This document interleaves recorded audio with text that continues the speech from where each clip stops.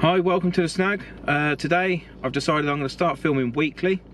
Now I'm working for myself, got all more time to myself. Today I've decided to come down to the reef mark in Doniford. We're going to be fishing over some rough ground, be rotten bottoms mainly, although they come back towards us, like so your lead comes back each time. I'm going to go out there, I'm going to primarily aim for conger with some large baits on some big old 8/0 hooks, and with a bit of luck we might get some passing codling on the other rod as well.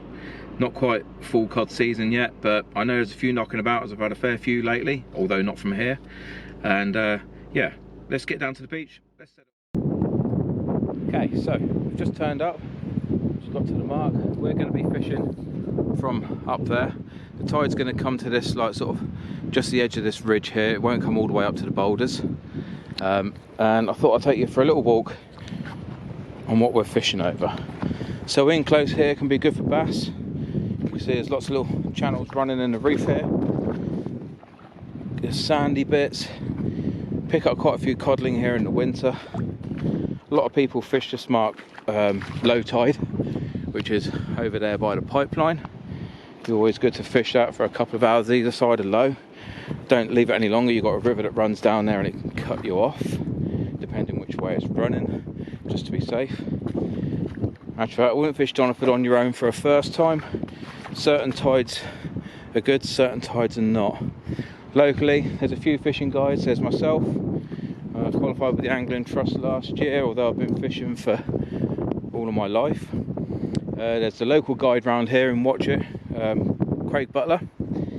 He's been fishing around these parts for donkey's years, and I don't think there's anything that he doesn't really know about any local marks. And then thirdly, you've got Andy Bowra, nice guy, and again he's a full-time fishing guide, so always worth giving him a call. Nice guy. The wind's getting up a bit. I'll put the microphone on when I get back. But basically this is all coming in at the moment. We've got strong southeasterly today. It's going to be sort of 30 mile an hour later on, so it's going to lump it up a little bit, but that's not a problem. It gets things moving.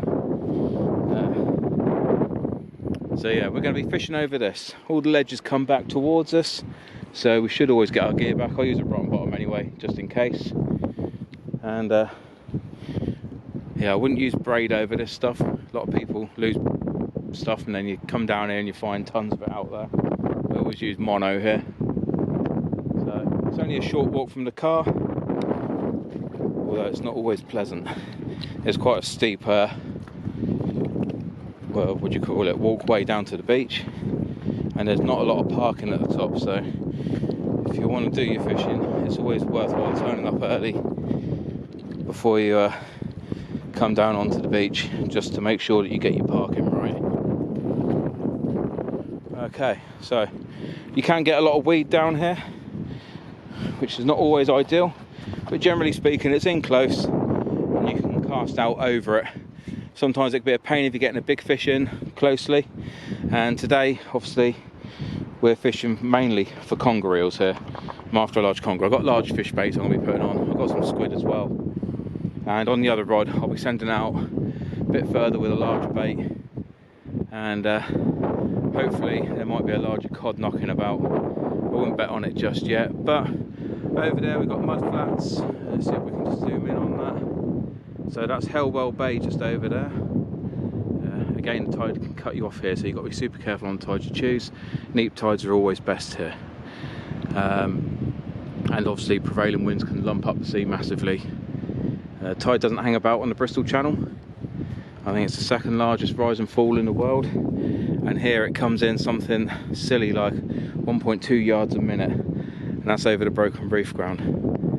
So anyway, enough chit chat, let's go get set up and I'll get back online.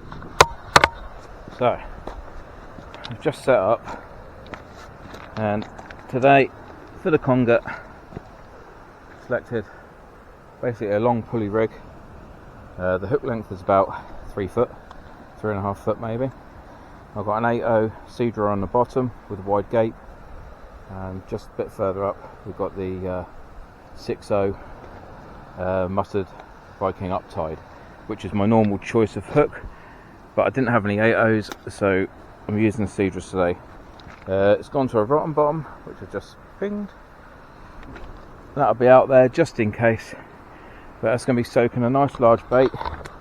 And obviously today I'll be using my own bait spray, and we'll see what we can get on that. On the other rod,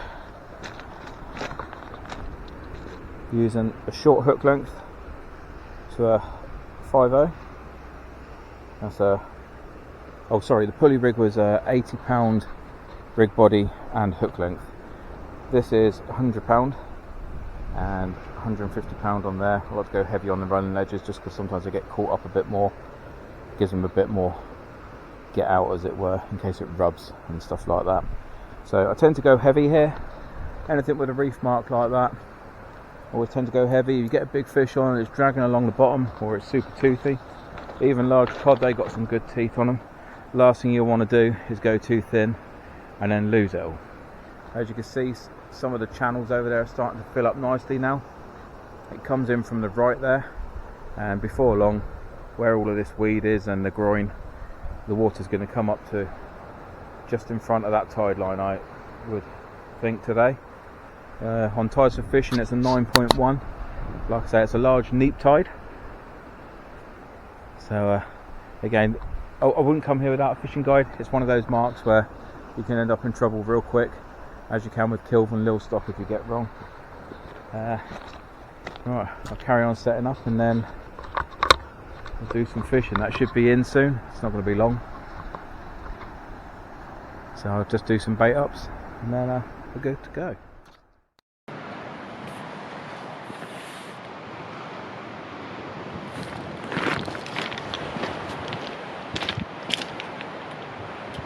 It's looking like we're going to get some of the wet stuff soon. So baits today, really quite simple. We're going to be going for large baits, hence the rigs. And I'll say, got some squid, still a bit frozen, but it was a last minute rush to get out. But the average squid size is like so. I'll be using that hull. I'll give a 45-degree snip off the end of the tail, just so the tide can flush through, get more scent out there quicker. Sometimes I'll cut them down the middle and then re-whip them together just to get that extra scent out there. On the other rod, I'm going to be using good old-fashioned bluey, one of my favourite baits. At the moment, it seems to be the bait that's catching as well. So with the bluey, all I do is chop a large section, cut down the middle, and I'll keep the head and guts for a separate bait. So head and guts, that goes over here, that can thaw out, be for a later bait. So this, although any large conger will take it, I like that chance of, you can get thornbacks here that come off the mud flats and whatnot and just wander through the reefs as a low line here. So I like to think that I'd have a long thin bait out there. It's going to stink just as much, but there's a chance of catching a good ray as well.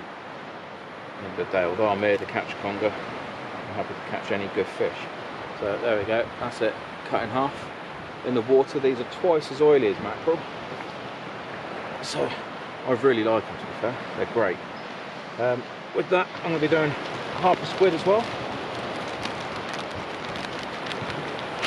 I mean, you can do big baits. On the left rod I can chuck out up to 9 ounces, lead's only 6, it'll chuck more I'm sure.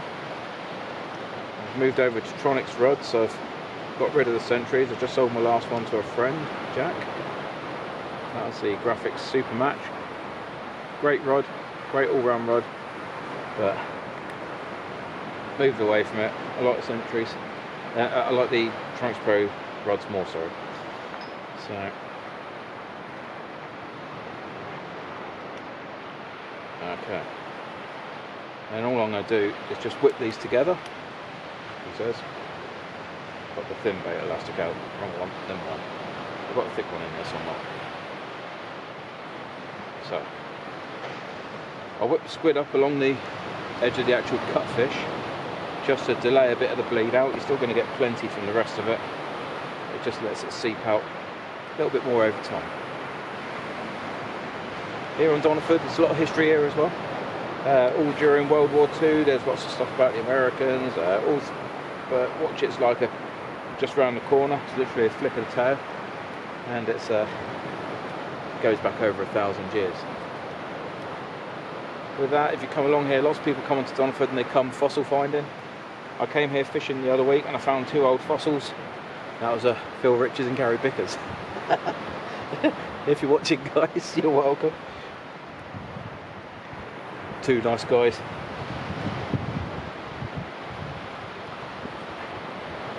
Even if they are old and crusty, a couple of old blankers. Yeah, I know you've got the t-shirts to prove it as well, ain't you? One of their missus made them a couple of t-shirts where it said 2 old blankers. Okay, so on the other one it's going to be a slightly smaller bait because it's smaller hooks. I always match my baits to the hooks. So again, half squid, half bluey, and that'll go on the 5-0.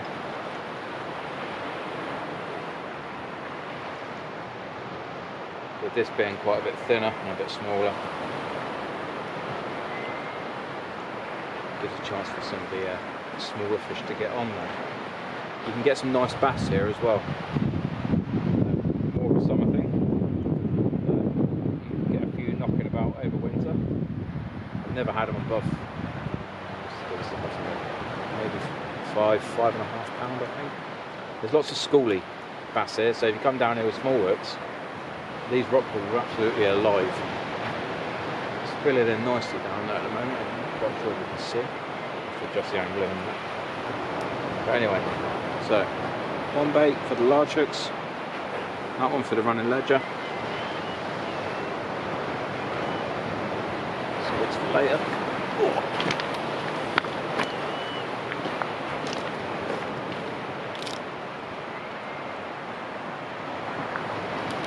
So with the new bait spray, we'll be using it today, but because everyone keeps asking if it works or not, obviously people want to know what they're buying, which is understandable, totally agree. I've done 5 years of research on this, or 5.5, somewhere around there. The first couple were basically learning fish biology and how they feed, what makes them tick, what makes them want to feed. Again, this is another reason why today I've got one big bait and one smaller bait. Sometimes if a fish has had a large meal, they can take a few days to digest and they won't necessarily pick a large bait up, whereas they will pick up a small bait. And how many times have we all had a big fish on a small bait? That's right, I remember a friend of mine not so long ago, old Wellsy, had a, I think it was 13.5 pound or 15.5 pound conger off Bossington. It was on the tiniest bit of squid you've ever seen. Whilst all the match fishermen were looking on and cursing as they were blanket. 2, 3, loop down, through.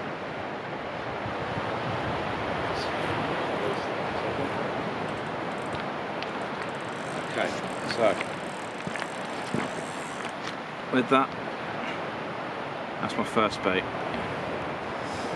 Okay, that's going to go out. Goes to a Gemini splashdown. Doesn't really like 8.0 hooks too much, but the Cedral ones do go in there. It's a tight squeeze, but they do go in, he says. Sometimes it takes a little bit of jiggery pokery.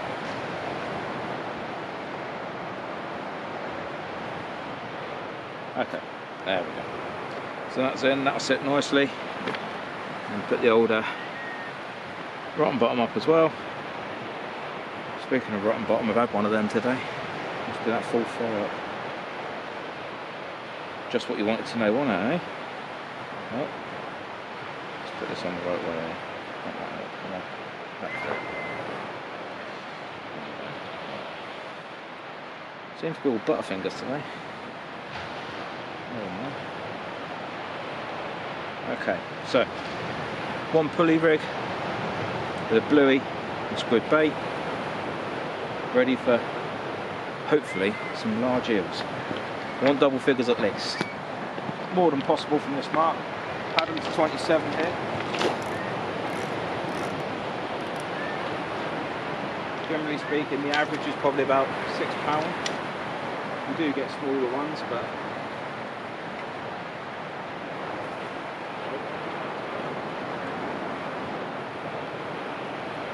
I'll get that out shortly. The other good thing is, up on this platform, don't really get bothered by dog walkers as such. It's always nice around here. There's a lot of them. I don't have anything against them. I've got dogs myself. So, same thing.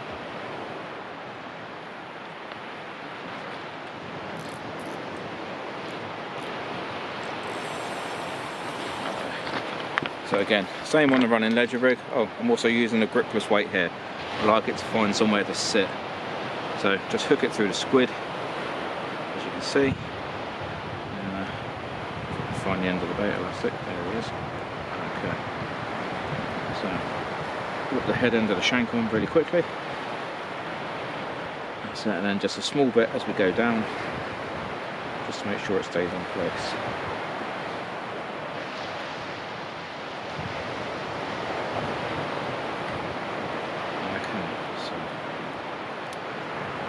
Snap that off. So there we go. One finished bait on a 5.0. Nice and neat. Not that it matters here because the water here is like Willy Wonka's chocolate river. You can't see the bait. It's mainly done on smell around these parts. Unless you go down to Bossington and beyond, like Porlock, and then down into Devon, you get clearer water down there. But on the upper reaches of the Bristol Channel, it's like a great big mud soup.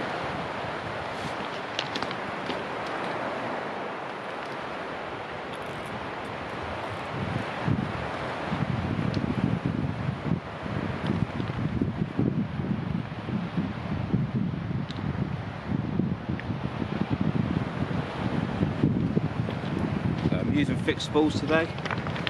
I've had somebody ask on other videos why I don't use multis. I do use multis, I can use them equally as well.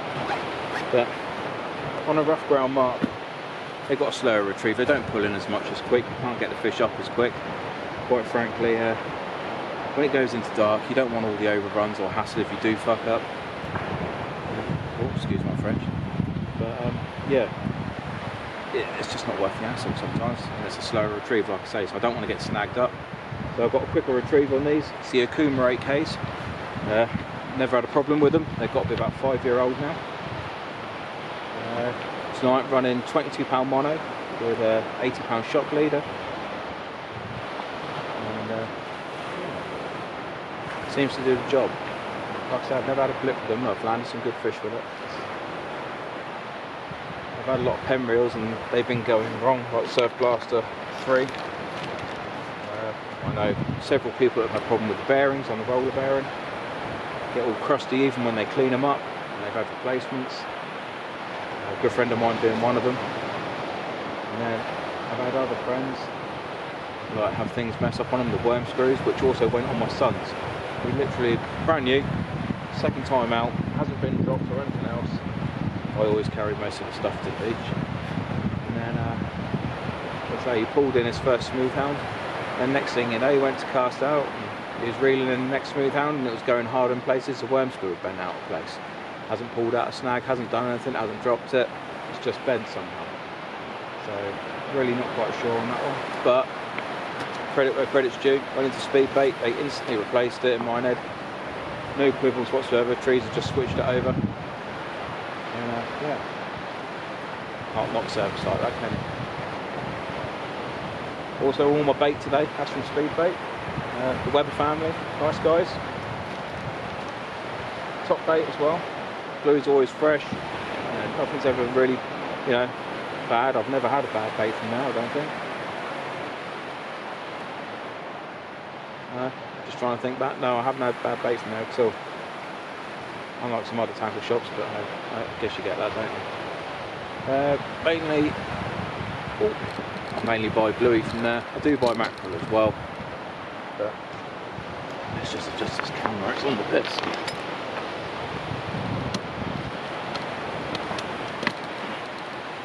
Okay, very nice, good looking now. He's full of shit. Oh. Okay. So, Get that off so you can see the rod tips.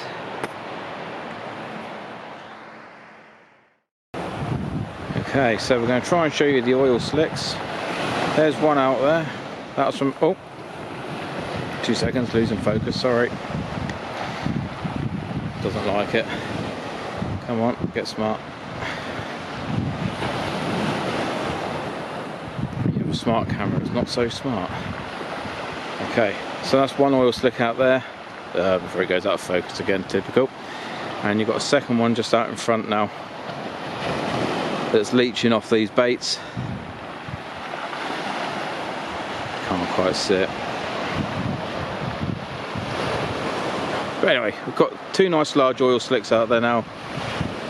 Hopefully fish will follow that back. There's one out there, it's a good few meters across. So.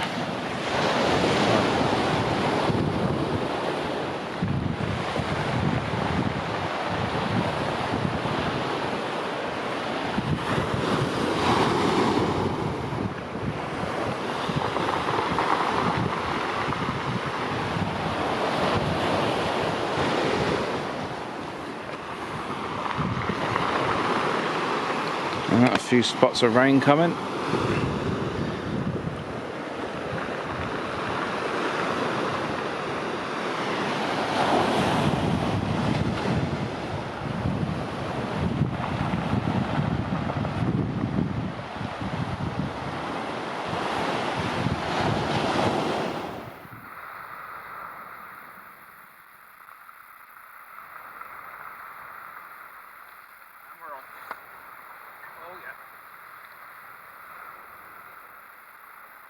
Yeah, that's a Conger.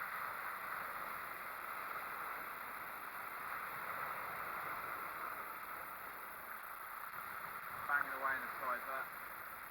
I'm in the weed at the moment. I don't know how well you can see this, so I'm sorry if it's shit quality at the moment.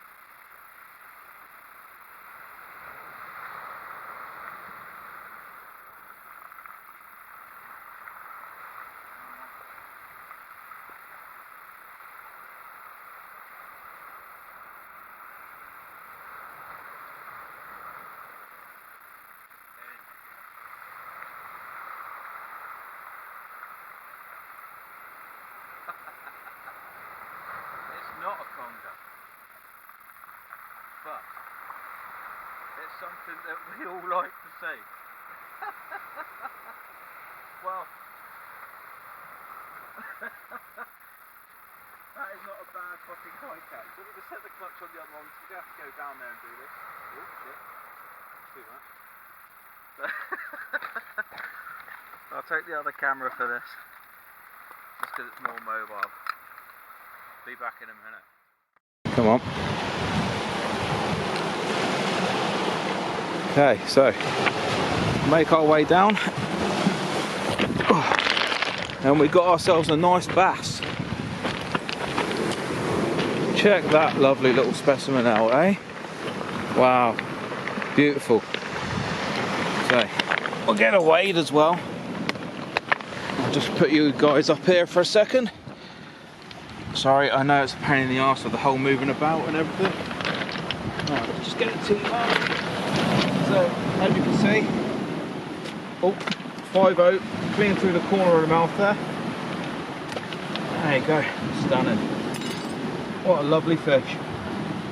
Come on. There you go, nice try. Baby kiss. So, again, this one was close in, 25 yards. I don't want to get spiked. Come on, chill out. I've got a mouth grip, but I don't want to use it because I don't like to damage the fish.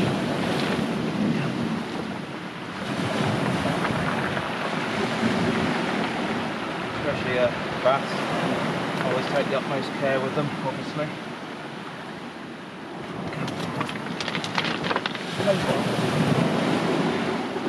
You're going back. Doesn't help with my light on like this.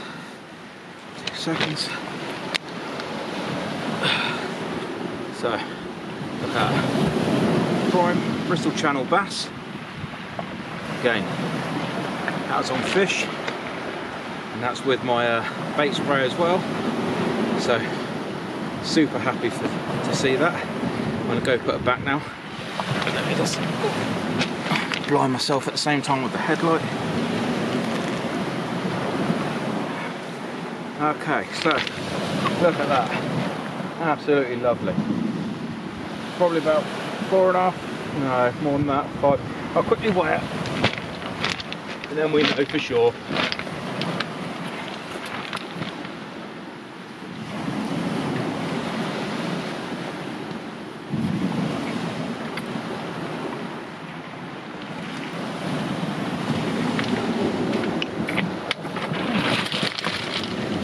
Okay, back it goes. Just taking off a little parasite as well.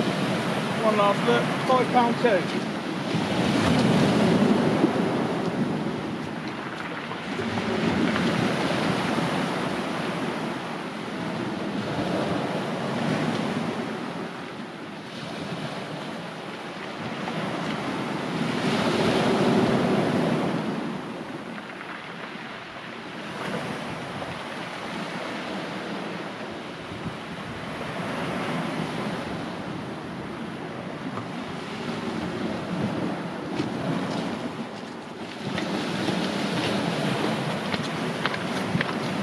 So, £5.2 or £5.3, I can't remember now.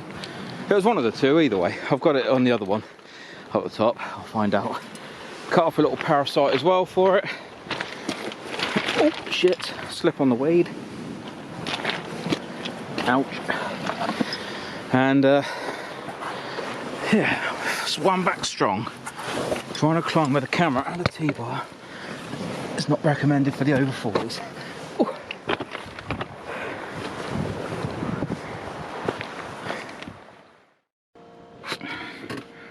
So, just back in the car. I can't see myself. Hello. That's better. Okay, so just back to the car, and not a bad night. So I had a run that I missed out far. Just recapping it all. A few small bites here and there. It's obviously small fish trying to get onto something like large because we had like massive baits out. But so we had that one nice bass at, I can't remember, I'm going to have to review the footage, like I said, 5.2, 5.3 pounds. And yeah, that was close in, 20, 25 yards, just on the edge of the weed and the surf and the reef where the sand meets it. So all in all, good night. Wasn't a blank, nice fish. Very happy with it myself, even if it was a byproduct and we didn't have any congers. But I think it's due to all the freshwater dump round here at the moment. We had like horrendous rains last week and it's just been pouring out everywhere. It's still running off the land now. So tomorrow I'll be back out filming. I want to get a conger. I'll go to a mark that doesn't have so much fresh water. Basically we'll head out sort of like Porlock way onto red sands or something like that. So yeah, I can't think of any freshwater sort of dump bits there. And you've got the salt marsh behind it as well, so it should keep the salinity up more. Yeah, until then, thanks for watching, and hope you enjoyed it. They're going to be out weekly now as I've got more time, so yeah, thanks very much.